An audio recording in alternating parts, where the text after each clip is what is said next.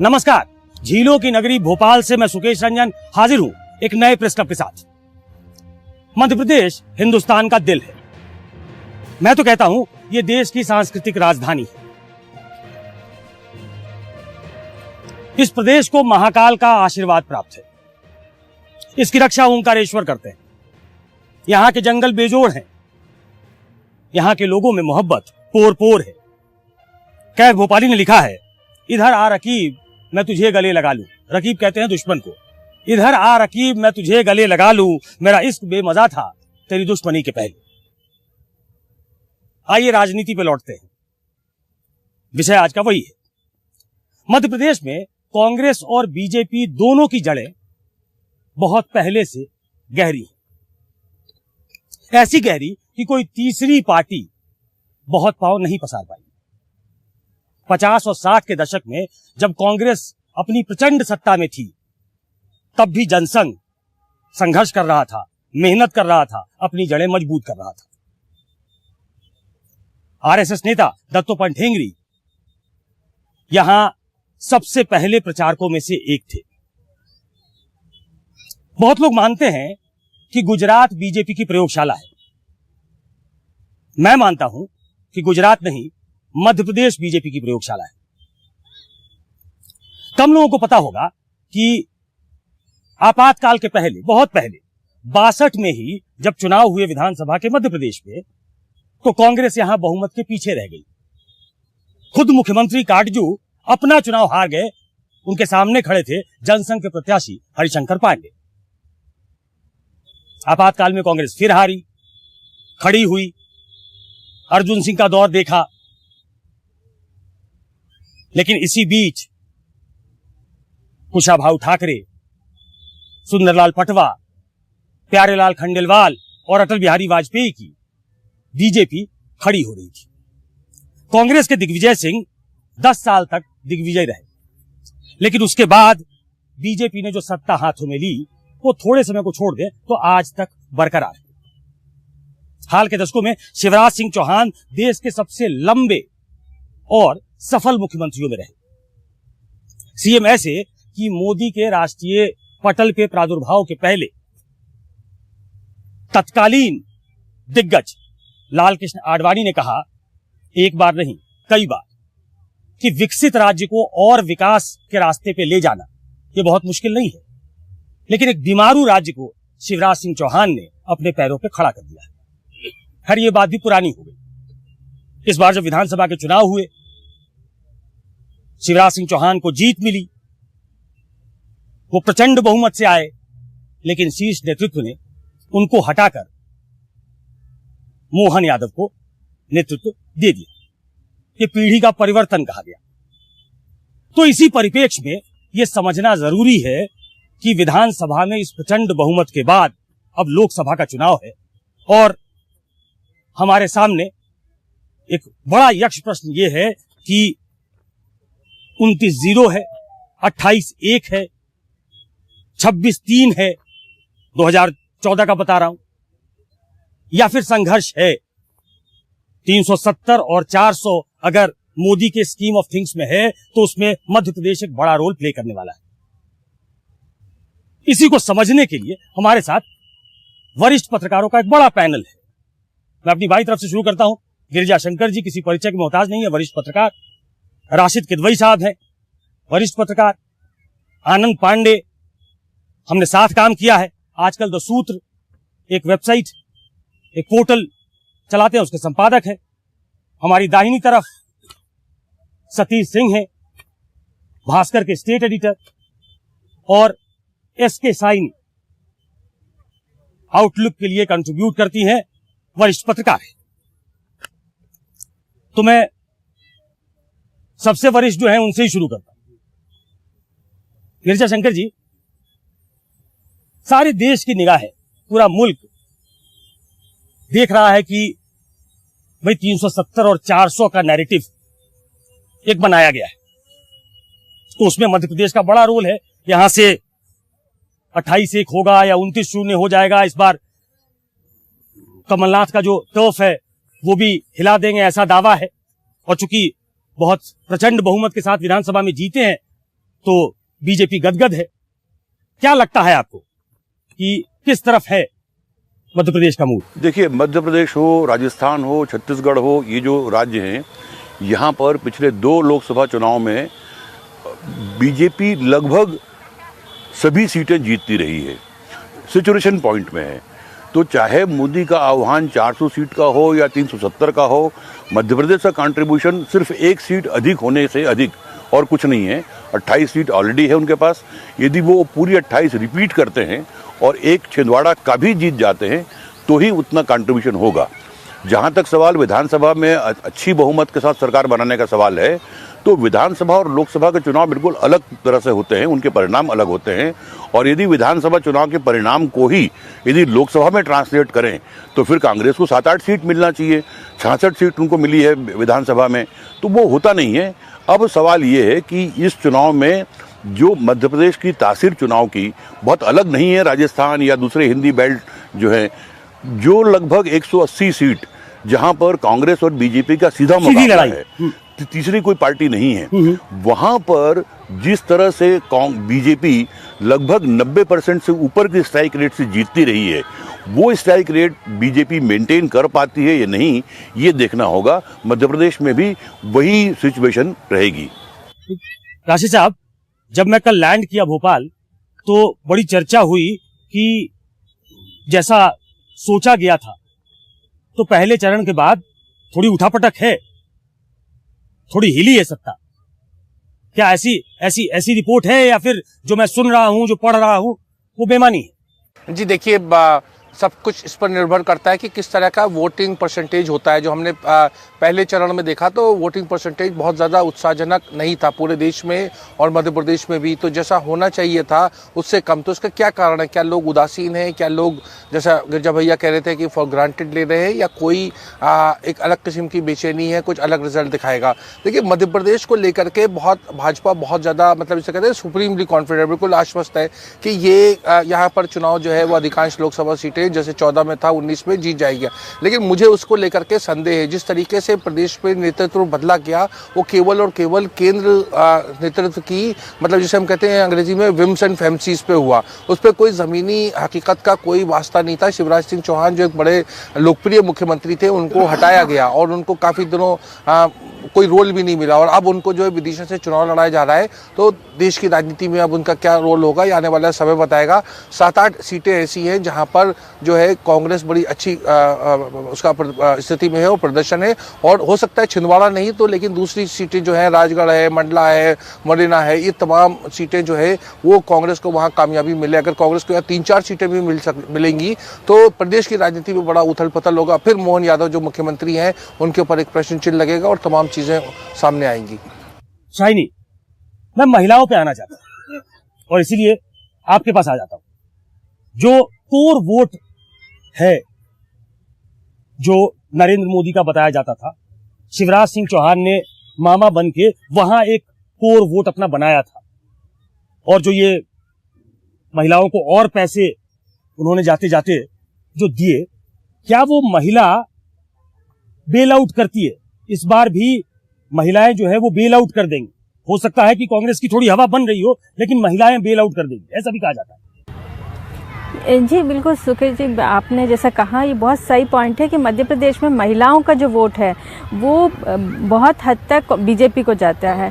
और जिस तरह से शिवराज ने अलग अलग योजनाएं बनाए, कन्या लक्ष्मी योजना और लाडली बहना योजना, इन सब योजनाओं का बहुत ज़्यादा फ़ायदा जो है बीजेपी को मिलता रहा है।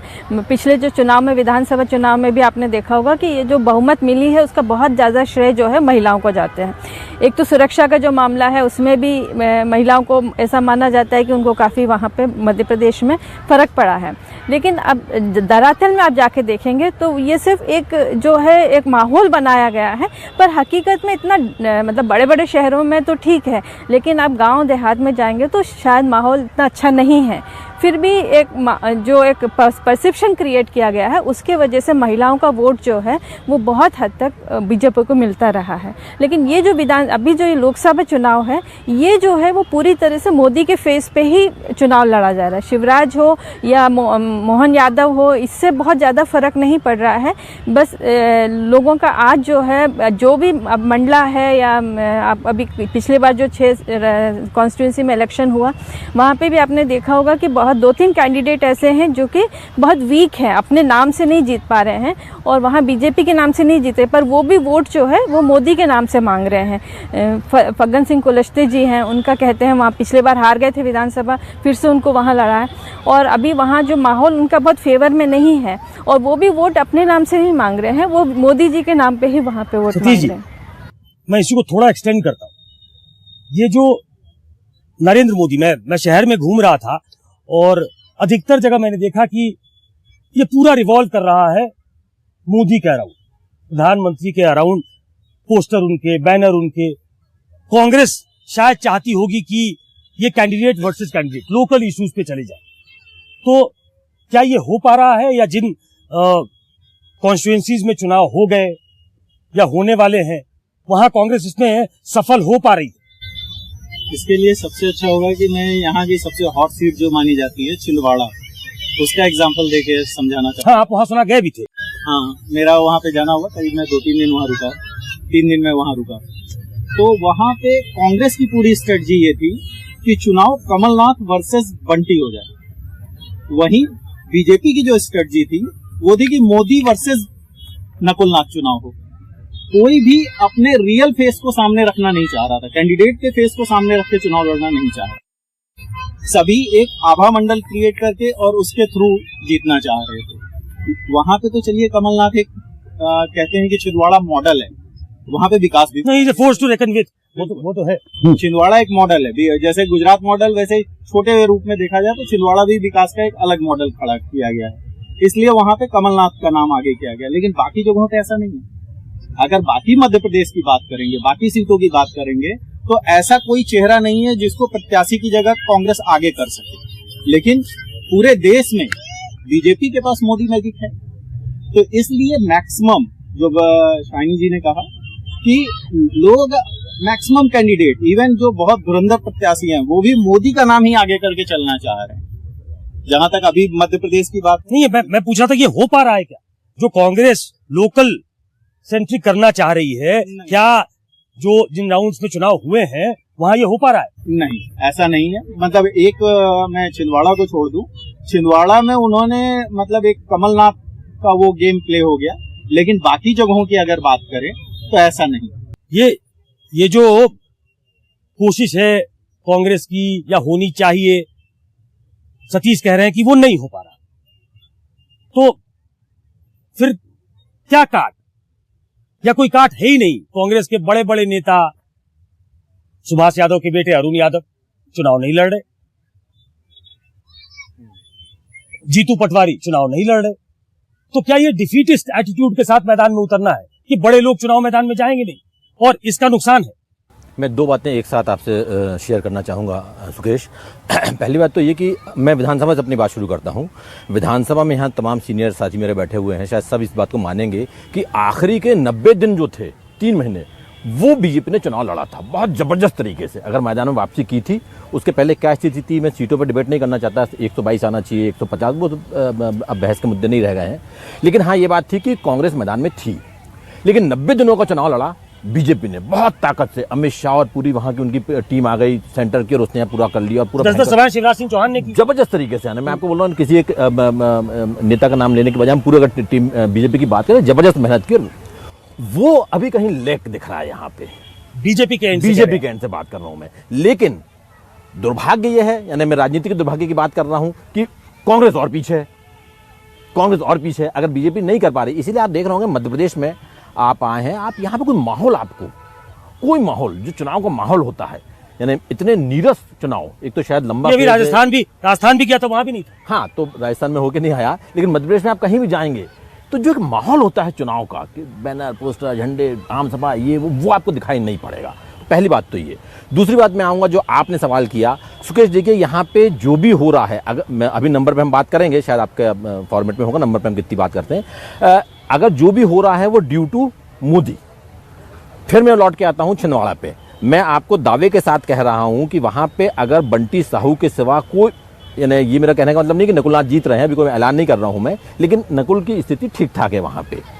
और अगर हम ये बात कर पा रहे हैं तो इसलिए कि वहाँ पे बहुत कमजोर कैंडिडेट दिया बीजेपी ने। बंटी की जगह कोई भी और दूसरा कैंडिडेट होता, चाहे वो लोकल का होता या बाहर का होता, तो वो डंकी की चोट पे चुनाव जीत रहा था। तो कोशिश तो थी बीजेपी की तरफ से कि नकुल ही आ जाए, वो नहीं गए तो कैंडिडेट हाँ, नहीं मिला। वहाँ वो दूसरी बात है, वो क्या हुआ अंदर की वो एक दूसरी बात है। लेकिन वो चंद्रभान को देते टिकट या नत्थन शाह को देते या कोई नरोत्तम मिश्रा की बात चल रही थी, प्रहलाद पटेल की बात चल रही थी, शिवराज जी की बात चल रही थी, कोई भी होता वो, कंगना की भी चल रही थी, कंगना की बात चल, तो कोई भी होता वो, तो वो चुनाव निश्चित तौर से जीतता। अब यहाँ पे जो आप बोल रहे हैं ये पूरी तरह बीजेपी की कोशिश है कि चूंकि मैं छिंदवाड़ा के बारे में इसलिए भी ज़्यादा बात कर पाता हूँ, मैं रहने वाला भी वहीं का हूँ, तो वहाँ पे जो भी लोग दे रहे हैं बीजेपी को वोट, वो मोदी को, क्या यार बंटी कैसा भी हो लेकिन हमको मोदी को जिताना है। और ये जो फीलिंग है ये करीब करीब पूरे प्रदेश में है। पूरे प्रदेश में 29 सीटों पे मैं आपको बता दूं, कोई ऐसे बहुत बड़े नाम, शिवराज जी को छोड़ दीजिए यहाँ पे, या एक दो चार नाम सिंधिया जी को छोड़ दीजिए, ऐसे कोई बहुत अपने दम पे ऐसे कद्दावर नेता जो खुद चुनाव जीत जाएंगे, मुझे नहीं लगता। यहाँ पे जो पूरा चुनाव हो रहा है वो मोदी के चेहरे पर ही हो रहा है। राशिद साहब, तो ये जो जी फैक्टर है, महिला की मैंने बात की, शायनी जी से युवाओं की बात करूं कि युवा जो है वो भी एक कोर वोटर हो गया आज की तारीख में नरेंद्र मोदी का, तो क्या युवा अभी भी रिटेन कर पा रही है बीजेपी, या फिर वो जो एक नैरेटिव बनाने की कोशिश है, और उसमें बहुत हद तक सच्चाई भी है कि रोजगार की स्थिति ठीक नहीं है, बेरोजगारी बहुत ज्यादा है देश में, और दूसरी तरफ से जो घोषणा हुई है वो 30 लाख पदों को भरने की हुई है, क्या ये अट्रैक्ट कर रहा है? देखिए, अट्रैक्ट कर रहा है या नहीं ये तो हमें 4 जून को पता चलेगा, लेकिन जो स्थिति नजर आती है, देखिए भाजपा में पूरी की पूरी रणनीति प्रचार पूरा सेंट्रलाइज्ड है। आप कह रहे हैं कि आप यहाँ पर नरेंद्र मोदी के अलावा कोई पोस्टर नहीं नजर आ रहा। हमने असेंबली के चुनाव में भी देखा कि किसी को पोस्टर लगाने का, बैनर लगाने की हिम्मत नहीं है। नरेंद्र मोदी के अलावा किसी और का पोस्टर लग नहीं सकता, और अगर पोस्टर लगता है तो उसकी खिंचाई होती है। ये सब बातें राजनीतिक गलियारों में लोगों को पता है। देखिए, मत प्रतिशत को आप देखिए, 18 में चुनाव होता है, दोनों राजनीतिक दल बराबर उनको मत मिलते हैं। उसके बाद में और कांग्रेस की सरकार बनती है, फिर सरकार पलट जाती है, लोकसभा के चुनाव होते हैं, वो भाजपा का मत प्रतिशत 10-12% बढ़ जाता है। अगर 58% 2019 के चुनाव में था, तो आप बताइए भाजपा की स्थिति इतनी अच्छी है तो अभी विधानसभा में घट के 48 कैसे हो गया? 10% का डिक्लाइन हुआ है। और उसकी तरह 50,000 से ज़्यादा राजनीतिक कार्यकर्ता, स्थानीय नेता कांग्रेस से और तमाम दलों से एक बाकायदा उसको खरीद फरोख्त, वैसे कहना ठीक नहीं है, लेकिन उनको लिया गया है। तो क्या ये 50,000 जो लीडर जो लिए गए हैं, जिनकी 50 से 500 वोट लाने की एक कैपेसिटी है, नहीं तो ये तो न्यू नॉर्मल है राशिद साहब। न्यू नॉर्मल क्यों है? पूरे देश में मैं आपसे सवाल पूछना चाह रहा हूँ, वो न्यू नॉर्मल क्यों है? वो इसलिए कि भाजपा उसकी भरपाई करना चाह रही है। अब उन्हें पता है कि 58% का आंकड़ा उन्हें नहीं मिल रहा है। नरेंद्र मोदी जी भी हैं, भाजपा भी है, सब चीजें, आंकड़ा नहीं मिल रहा है, तो इसलिए जो उसकी भरपाई करने के लिए किया जा रहा है कि भारी संख्या में दल बदल कराए जाएं, ताकि 50,000 लोग जो हैं वो 5 लाख से 25 लाख के बीच में एक अतिरिक्त वोट दिला सकें। ये रणनीति है। गिरिजा शंकर जी, ये होता हुआ देख रहे हैं आप, या कई बार ऐसा होता है कि वी आर थ्रू, हम तो जीत ही रहे हैं? क्या बीजेपी वहां पहुंच गई है कि हम तो जीत ही रहे हैं, हमें कुछ करने की जरूरत नहीं है? क्योंकि आनंद ने कहा कि वो फोर्स नहीं दिख रहा अभी कैंपेन में। 2-3 चीज आप देखेंगे इसमें, कि एक तो मुद्दा है कि नरेंद्र मोदी की गारंटी या नरेंद्र मोदी का चुनाव में सेंट्रल पॉइंट होना। पूरा का पूरा चुनाव मध्य प्रदेश नहीं, पूरे देश में बीजेपी चुनाव नहीं लड़ रही है, चुनाव लड़ रहा है नरेंद्र मोदी, और नरेंद्र मोदी के नाम पर ही वोट मांगे जा रहे हैं। अब वो कितना वो फैक्टर काम करेगा। दूसरी बात आप देखेंगे कि जो चुनाव कैंपेन है बीजेपी का, पहले दौर में जो 6 सीटें हुई, बीजेपी के नरेंद्र मोदी, अमित शाह, राजनाथ सिंह, जेपी नड्डा, सारे बड़े नेता इन 6 लोकसभा क्षेत्रों में आकर चुनाव प्रचार करके चले गए। सोशल मीडिया में देखिए तो ऐसा लगेगा कि चुनाव नहीं, बहुत ऐतिहासिक चुनाव हो रहा है, बहुत गहमा गहमी है। और जमीन पे जब आप जाके देखेंगे आप, तो आपको उदासीनता दिखती है। उसका मतलब ये है कि नेताओं के स्तर पर, बड़े नेताओं के स्तर पर वो जो गहमा-गहमी है, वो जमीनी स्तर पर जो कैडर है वहां पर वो गहमा-गहमी नहीं है।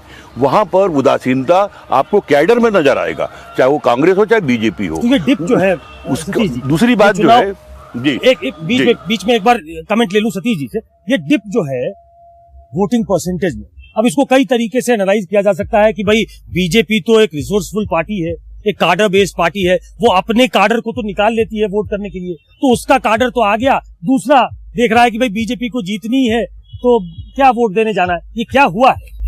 इस बार पहले चरण में 7% वोटिंग का डिप आया, 7.5% नियर अबाउट, जहाँ तक मुझे ध्यान है।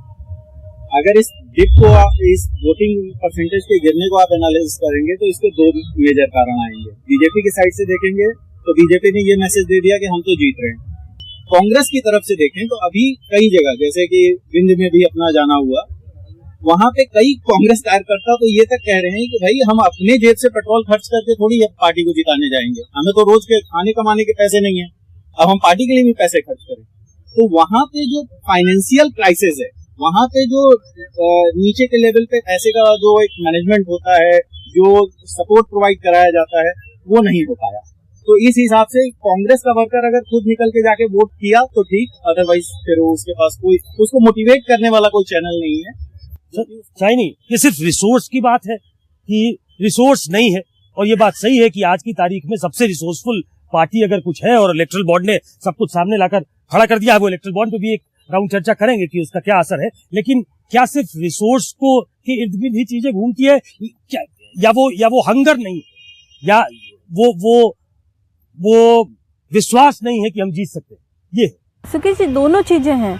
आप देखिए कि रिसोर्स तो इम्पॉर्टेंट रोल प्ले करता है, उसके अलावा वर्कर्स जो है, कांग्रेस का एक बहुत दुखद ये बात है कि उनके जो वर्कर्स हैं या तो वो उदासीन हो गए हैं या फिर वो सब छोड़ के चले गए हैं बीजेपी में। सिर्फ बड़े बड़े लीडर्स नहीं गए हैं, आप देखेंगे कि एक साथ एक मतलब एक उसमें गए हुए हैं, कांग्रेस से बीजेपी में ज्वाइन कर लिया।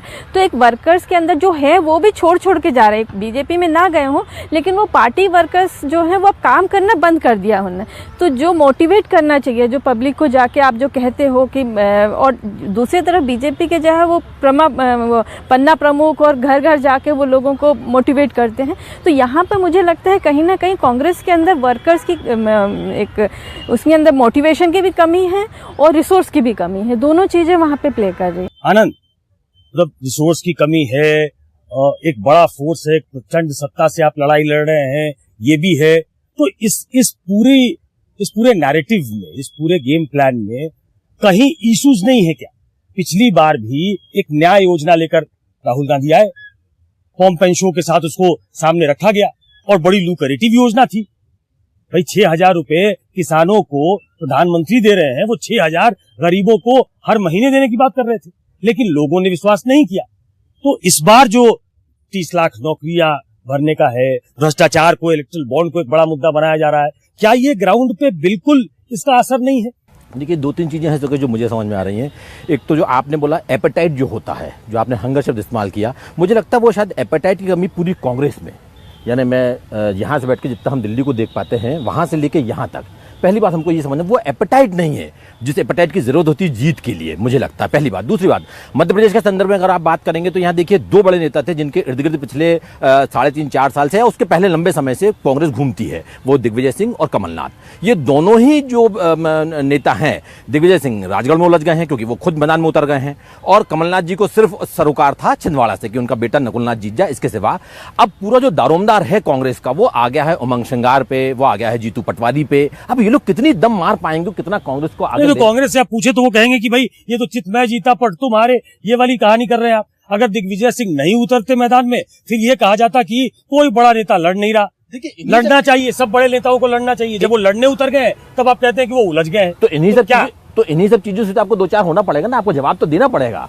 और आप ये तो नहीं बोल सकते कि साहब ये लोग यहाँ उतर गए हैं तो हमारी जो बाकी कार्यकर्ता हैं वो बैठ जाएंगे, घर बैठ जाएंगे। ये तो नहीं हो सकता ना। अगर है तो आपको दूसरा कोई रास्ता निकालना पड़ेगा। और आप अगर नई जिम्मेदारी दे रहे हैं, जीतू कैसा परफॉर्म कर रहे हैं, बहुत कम समय उनको हुआ है, लेकिन ये सब देखने वाली बातें रहेंगी, एक बात। दूसरी बात, आपने बोला मुद्दे हैं या नहीं है, मैं हमेशा बोलता हूं देखिए कि मुद्दे जमीन पे होते हैं। क्या कांग्रेस के पास वो ताकत है, वो नेता हैं जो मुद्दों को आइडेंटिफाई करें, उन मुद्दों को बड़ा करें और इसके बाद वो मुद्दे उनके कार्यकर्ता आम पब्लिक तक ले जाएं। हाँ, जो 5 गारंटी की बात कर रहे हैं वो ये परकोलेट करके जमीन पे जाए। हाँ, इसका जो व्हीकल होना चाहिए वो नहीं है क्या? मैं यही बोल रहा हूँ आपसे, भाई मुद्दे बहुत सारे हैं जमीन पे।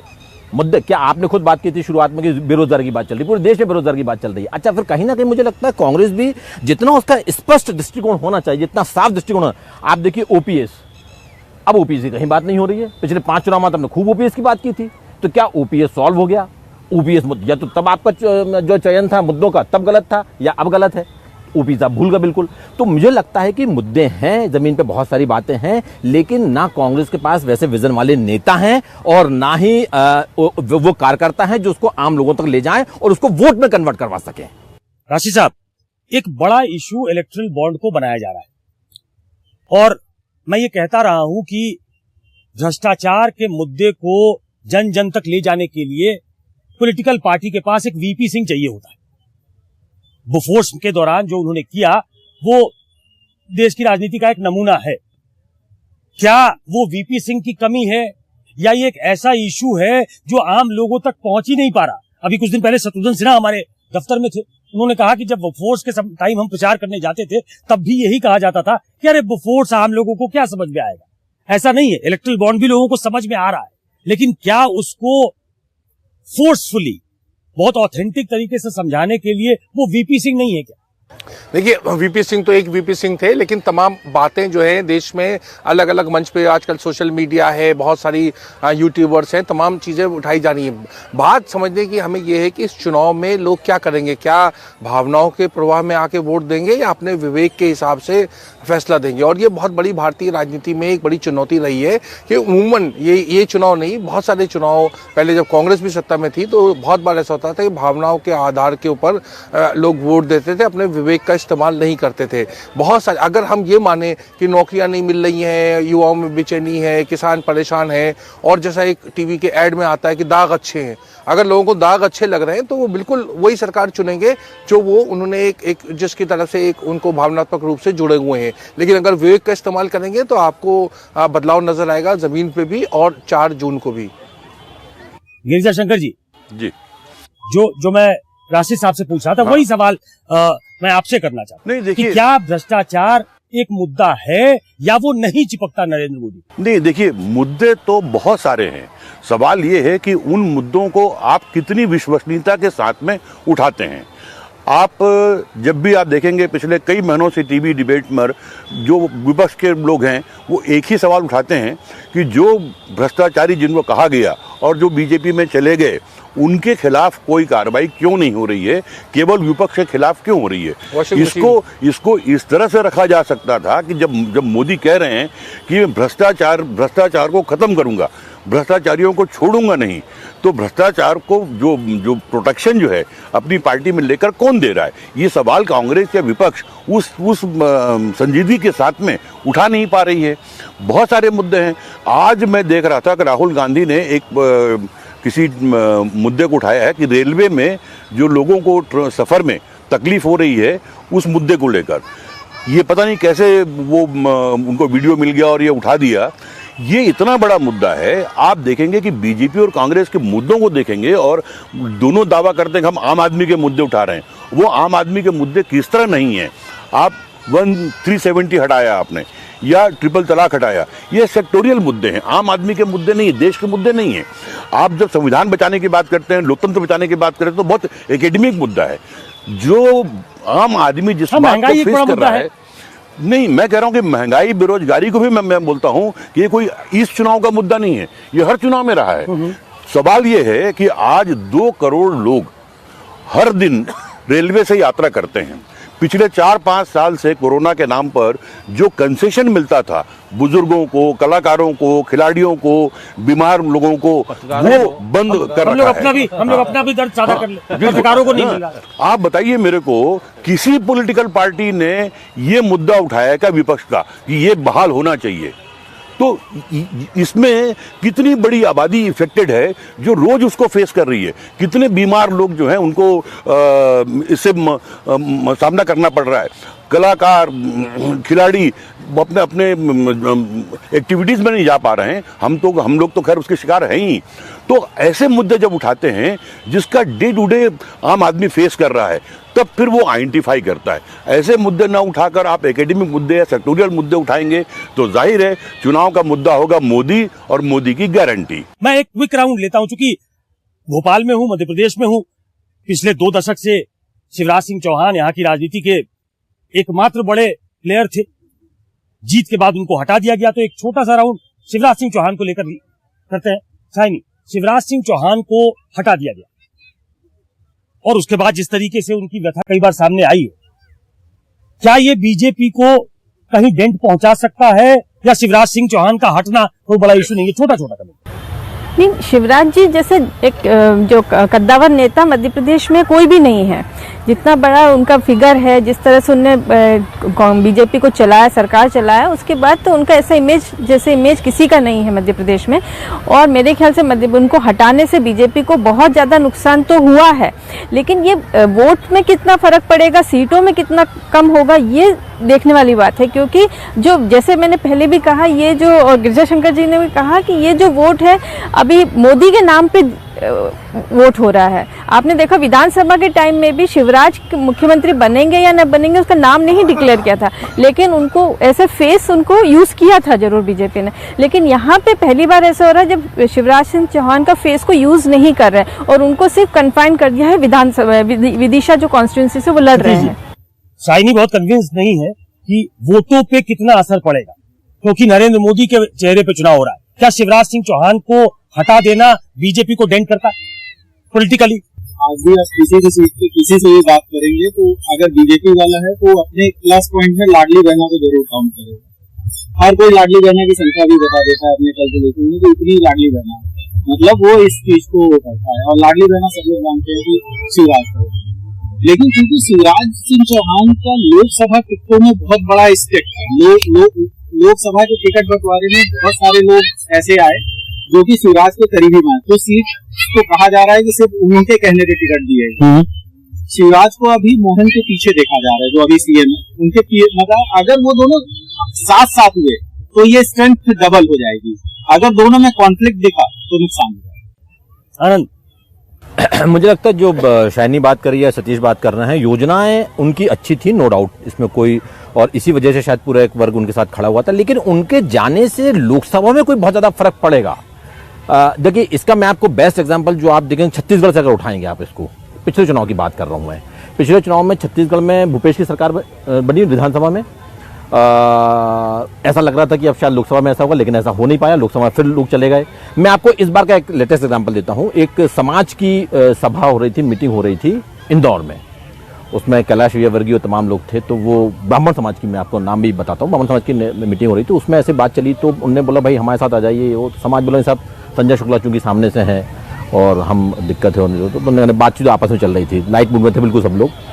तो समाज के किसी सीनियर आदमी ने बोला कि साहब चलिए छोड़िए ना, ये विधानसभा में हमको संजय जी के साथ जान दीजिए, 6 महीने बाद तो हमको आपके पास आना ही है लौट के, यानी मोदी के पास आना है हमको। तो मुझे लगता है कि यहाँ पे शिवराज के नाम पे कोई दुखी होके मतदाता अपना वोट बदल लेगा, आई स्ट्रांगली डाउट। राशि साहब, देखिए, शिवराज सिंह जो है वो देश की राजनीति में एक बड़ा रोल उनका था और उससे बड़ा रोल होने वाला है। देखिए, मैंडेट के ऊपर डिपेंड करता है कि मध्य प्रदेश में जो 29 सीटें हैं उसमें क्या होता है, क्या 29 की 29 भाजपा को चली जाती है, क्या कुछ ऐसा 24-5 का आंकड़ा आता है, और केंद्र में क्या होता है कि क्या भाजपा 300 साढ़े 300 सीटें ले जाती है या कम होती है। अगर कम सीटें होती हैं तो मुझे लगता है कि जिस पंक्ति में हम पहले राजनाथ सिंह, नितिन गडकरी को गिनते थे, उसमें शिवराज सिंह का नाम भी जुड़ जाएगा। आने वाले समय में देखा जाएगा। वो सही कह रहे हैं आप कि वो ओबीसी वर्ग के आते हैं, संघ के बहुत चाहते हैं, मुख्यमंत्री का इतना लंबा अनुभव उनके साथ है, तो ये उनको एक डिसाइसिव एज देता है। लेकिन क्या वो प्ले में आएगा, ये सब कुछ वो बात की बात है। मैं जो पॉइंटेड सवाल गिरिजा शंकर जी बताए कि शिवराज सिंह चौहान का हटाया जाना ये डेंट करता है बीजेपी को या लोकसभा के चुनाव में इसका कोई असर नहीं? देखिए, विधानसभा चुनाव में 163 सीट के साथ सरकार में वापस आना मुख्यमंत्री के रूप में रहते हुए, और उसके बाद उनको मुख्यमंत्री नहीं बनाया जाना, ये बहुत लोगों के लिए अभी भी पहेली बना हुआ है।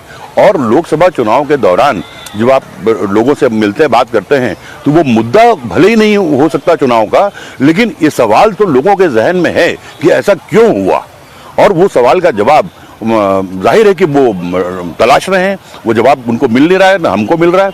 तो ये बात तो जरूर है, लेकिन ये बहुत बड़ा चुनाव का मुद्दा बनेगा और इसके आधार पर लोग वोट करेंगे, ऐसा नहीं लगता।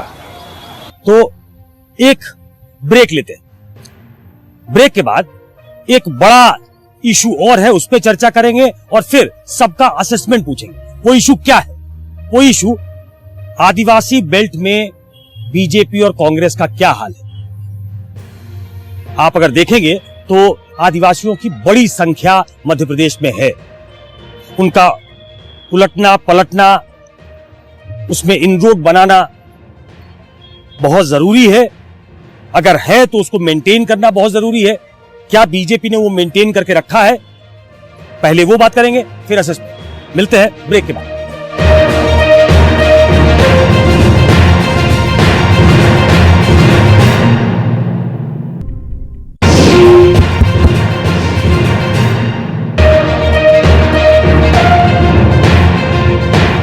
ब्रेक के बाद आपका फिर से स्वागत है। जैसा मैंने आपको कहा था, एक बड़ा इशू, एक बड़ा फैक्टर यहां आदिवासी वोट बैंक है, और उसमें पेनिट्रेशन पिछले कुछ दशकों में बीजेपी का बहुत तगड़ा हुआ। चाइनी से शुरू करता हूं कि जो एक बड़ा वर्ग आदिवासी है, सही कहा जा रहा है कि कई इलाकों में कांग्रेस ने नए सिरे से वहां इनरोड बनाने की कोशिश की है और कई सीटों पे वो कामयाब है। क्या ये एक फैक्टर है जिसको पढ़ा जाना चाहिए? बिल्कुल पढ़ा जाना चाहिए। ये जो ट्राइबल वोट्स हैं, आपको ध्यान होगा, पहले ये एक लॉयल कांग्रेस वोटर्स ही रहा करते थे, और आप उनको देखो तो इंदिरा गांधी के टाइम भी वो बस एक ही नाम जानते थे, इंदिरा गांधी, या हाथ पे मोहर लगाना है। आप किसी भी आदिवासी क्षेत्र में जाते थे, वो ज्यादा कुछ राजनीति ना जानते हुए भी उनका ये था कि लॉयल्टी रहती थी। बाद में वनवासी कल्याण आश्रम ने, हाँ, अब जब ये एग्जैक्टली जब वनवासी कल्याण आश्रम जो बना, और वो कभी उनको आदिवासी नहीं बोलते हैं, वनवासी ही कहते हैं, और वहाँ पे जाके इन लोगों ने जो काम किया है उनके बीच में, उससे जरूर बहुत फर्क पड़ा है। और आज जो है आदिवासी क्षेत्र में अभी भी कांग्रेस का एक दबदबा है और कांग्रेस के प्रति इनकी लॉयल्टी है, पर थोड़ा काफी कुछ हद तक वो शिफ्ट हुआ है बीजेपी के लिए। और आप देखेंगे अभी भी जो एसटी सीट्स जो हैं, वो कई सीट्स जो हैं अब बीजेपी फुल मेजोरिटी के साथ वहाँ पे जीत के आने लग गई है। इस बार की जो खबरें हैं सतीश, कि आदिवासी क्षेत्र में कुछ कांग्रेस ने इनरोड बनाने की कोशिश की है, क्या इसमें सच्चाई है? इस बार जो कांग्रेस को थोड़ी बहुत उम्मीद है, जैसे कि आप छिंदवाड़ा ले लीजिए, छिंदवाड़ा आदिवासी सीट नहीं है, लेकिन उसमें करीब 30-35% आदिवासी वोट है। और मंडला हुआ, रतलाम हुआ, झाबुआ, रतलाम झाबुआ, ये वाला पूरा जो बेल्ट होता है, इसमें कांग्रेस टक्कर में है। और जैसे मंडला सीट आपने कहा, मंडला सीट की चर्चा है कि वो क्लोज कॉन्टेस्ट की सीट है। बिल्कुल क्लोज कॉन्टेस्ट की सीट है, और वो पुलस्ते हार चुके हैं विधानसभा में। और ओंकार फिर से जो कांग्रेस कैंडिडेट है, इस बार उनकी बहुत स्ट्रांग पोजीशनिंग बताई जा रही है। तो छिंदवाड़ा, और इसमें सबसे अगर हम कहें टॉप 2 जिसमें कांग्रेस को सबसे ज्यादा उम्मीद है, तो नंबर 1 तो छिंदवाड़ा, नंबर 2 पे मंडला, दोनों आदिवासी ही डिसाइड करेंगे। इसी तरीके से बाकी जो कंस्टिट्यूएंसीज हैं, उसमें अगर हम राजगढ़ और ये सतना के बेल्ट को छोड़ दें, तो बाकी सब में जहां भी कांग्रेस थोड़ी बहुत फाइट में आपको दिखाई देगी, वो मतलब आदिवासी इलाके ही। तो इसका एक बड़ा कारण है। इस कारण को अगर हम यहाँ पे एक्सप्लेन कर दें एक लाइन में, तो अच्छा रहेगा कि अभी जो हिंदुत्व और राम मंदिर की लहर है, जो एक मतलब पूरा ऑरा क्रिएट है, वो आदिवासी क्षेत्रों में उतना नहीं है। अगर एग्जाम्पल, क्योंकि अभी मेरा फर्स्ट फेज में ज्यादा मैं छिंदवाड़ा एरिया में रहा, तो वहां के एग्जाम्पल की बात करूं तो आप छिंदवाड़ा शहर देखेंगे तो लगेगा भाजपा के सिवा तो कोई है ही नहीं। लेकिन जैसे ही आप गोडवाना की तरफ बढ़ेंगे आदिवासी इलाके में, तो अंदर आप घुसेंगे तो बीजेपी लगभग गायब। ये छिंदवाड़ा, जैसे छिंदवाड़ा तक लिमिटेड है आनंद, या मैं जो रीड कर पा रहा हूँ, जो लोगों से बात कर रहा हूँ, कि इस बार उन इलाकों में जहां आदिवासी वोटर काफी है, जो कि मध्य प्रदेश और छत्तीसगढ़ में है, वहां कांग्रेस ने एक इनरोड बनाने की कोशिश की। हम लोग को ये एक अच्छा मौका है कि विधानसभा अभी खत्म हुए मध्य प्रदेश के, तो हर चीज़ को हम वहाँ के कॉन्टेस्ट में देख सकते हैं, संदर्भ वहाँ से खड़ा कर सकते हैं। अगर हम फिर से विधानसभा चुनाव में लौटे सुकेश, तो 4 सीटें थीं, मंडला, मुरैना, धार और खरगोन, ये 4 सीटें थी जहाँ पे कांग्रेस ने 5 विधानसभा सीटें जीती है। अभी मैं लोकसभा के हिसाब से बात कर रहा हूं मैं। तो इसके साथ, और इसमें अगर हम सतना को छोड़ दें तो मंडला, धार और खरगोन, ये सब आदिवासी बाहुल्य सीटों की बात कर रहा हूं मैं। तो ये भी माना जाता है कि आदिवासियों ने वहां पे सपोर्ट किया कांग्रेस को, अगर हम उसमें देखें, विधानसभा के कॉन्टेस्ट में देखें। लेकिन हमको एक चीज और देखना पड़ेगी कि जो जय आदिवासी युवा संगठन था, जयस था, उसको बहुत टैक्टिकली खड़ा किया गया था। दोनों ही तरफ से कोशिशें की गई थी विधानसभा में। तो इसके सिवा तीसरी बात जो शायरी ने बोली, मुझे लगता है कई इंटीरियर इलाकों में मैं घूमा हूं, तो इंदिरा गांधी के बाद अगर आदिवासी किसी नेता को जानता है बीजेपी में तो वो है नरेंद्र मोदी। तो मुझे ऐसा लगता है कि यहाँ पे इस बार वैसी कोई टेक्टिकल बहुत ज्यादा कि ये कैंडिडेट खड़ा कर दो, वो कैंडिडेट खड़ा कर दो, वैसा नहीं हो पा रहा है शायद दोनों ही तरफ से, दोनों ही पार्टियों की तरफ से बात कर रहा हूं मैं। तो अब मुझे लगता है कि यहाँ पे आदिवासी बहुत टेक्टिकल वोटिंग अपनी तरफ से करेगा, ये तो मुझे दिखाई नहीं देता है। लेकिन वो जैसा उसने विधानसभा में किया था वैसा भी नहीं करेगा। शायद वो थोड़ा सा ट्विस्ट रहेगा, थोड़ा सा वो रहेगा, टिल्ट रहेगा बीजेपी की तरफ। राशि साहब जी देखिए, अगर जैसा आनंद कह रहे हैं, अगर थोड़ा सा टिल्ट हुआ तो फिर भाजपा को बहुत ज्यादा बढ़त मिलेगी, जिसका मैं कह रहा हूं कि वो वही 29 में से 28 सीटें आएंगी। लेकिन मेरा आकलन ये है कि अभी भी आदिवासी मतदाता जो है वो पूर्ण रूप से मोदी मय नहीं हुआ है, भाजपा की तरफ नहीं झुका है, और उसमें काफी रेजिस्टेंस है। और कांग्रेस के पास कई अच्छे आदिवासी नेता हैं पूरे प्रदेश के स्तर के ऊपर, तो इसलिए वहां लड़ाई है। कांग्रेस की जो भी उम्मीद है 4-5 सीटों की मध्य प्रदेश से, वो तमाम ये आदिवासी बाहुल सीटों की के ऊपर ही निर्भर है, जिसका हम सबने जिक्र भी किया है। गिरिजा शंकर जी, मोदी का आदिवासियों तक उस लेवल तक पहुंच नहीं है, या फिर राम मंदिर वहां नहीं पहुंचा है, क्या ये इन बातों में सच्चाई है? देखिए, क्या हम ओवररेट कर रहे हैं? देखिए, राम मंदिर तो वैसे भी ट्राइबल्स का कोई मुद्दा नहीं है। दूसरी बात यह है कि जो ट्राइबल्स हैं वो कांग्रेस के साथ में जो परंपरागत जुड़ाव उनका रहा है वो एकदम कट ऑफ हुआ हो, ऐसा कभी नहीं हुआ। आप अभी हालिया जो विधानसभा चुनाव हुए हैं, आप देखेंगे कि जो 65-66 सीट जो कांग्रेस को मिली है उसमें लगभग 20-22 सीट ट्राइबल सीट है उनको। और जब हम ट्राइबल सीट की बात करते हैं तो जो आरक्षित सीट हैं वो तो घोषित रूप से ट्राइबल सीट हैं, लेकिन बहुत सारी सीटें ऐसी जैसे बालाघाट है, छिंदवाड़ा है, जो आरक्षित सीट नहीं है, लेकिन वहां भी ट्राइबल्स की संख्या अच्छी खासी है। तो ऐसा लगता है कि जो चूंकि इलेक्शन में ट्राइबल वोट अलग तरह से बिहेव नहीं करता, जो एक मेन स्ट्रीम जो परसेप्शन होता है, माहौल होता है, उसके लिहाज से होता है, उसी कारण ट्राइबल सीट मिलाकर भी उनको 28 सीटें 27 सीटें बीजेपी को मिलती रही हैं। लेकिन इस बार जो विधानसभा चुनाव के आधार पर देखें तो आदिवासी सीटों पर एक कड़ा मुकाबला कांग्रेस और बीजेपी की बीच देखने को मिल रहा है। आप जिन सीटों की बात करेंगे जहां पर आपको लगता है कि कांग्रेस और बीजेपी के बीच थोड़ा मुकाबला है, तो वही सीटें हैं जो ट्राइबल सीट हैं। 2004 के चुनाव में जब कांग्रेस की सरकार बीजेपी की सरकार को पदस्थ करके बनी, तब मध्य प्रदेश में कांग्रेस का कंट्रीब्यूशन केवल 4 सीट का था। लेकिन 2009 में एक अच्छा कमबैक कांग्रेस ने किया और 12 सीटें वो जीती, एक बसपा के। तो वो जो कमबैक 2009 का था, 2024 में क्या कांग्रेस वैसा ही कमबैक करने की स्थिति में है, या जो मोदी फैक्टर है या मोदी गारंटी है वो कांग्रेस के इस उम्मीद को खत्म कर देगा, ये आने वाले समय में देखना होगा। ये तो आपने सीट बताई नहीं, आपने एनालिसिस कर दिया। सीट बताना इसलिए मुश्किल है क्योंकि बहुत सारी जगहों पर एक तो जो ग्राउंड रिपोर्ट्स हैं वो हम तक बहुत सीधे पहुंचती नहीं है। जैसे मैं बताऊं आपको, मैं छिंदवाड़ा जब गया तो वहां पर जो जानकारी मुझे मिली, भोपाल में बैठकर वो जानकारी यहां पहुंच ही नहीं पाती, और हर जगह जाना संभव नहीं है। लेकिन एक बात बिल्कुल सही है कि कांग्रेस की जो दिक्कत है वो आपको सीट बताने से रोकती है। दिक्कत यह है कि जहां जहां पर बीजेपी की सीटों में थोड़ी कठिनाई है, वहां पर कांग्रेस अफर्ट करते हुए नहीं दिख रही है कि हमको ये सीट छीनना है। तो कांग्रेस के साथ ये है कि जहां जहां सीटें उनको मिलेगी और जितनी मिलेगी वो उनके कारण नहीं मिलेगी, बीजेपी की गलतियों के कारण मिलेगी। नहीं बताएंगे, मैं प्रतीक्षा कर रहा था कि नेकआउट करके कुछ बताए। आप बता पाने की स्थिति में?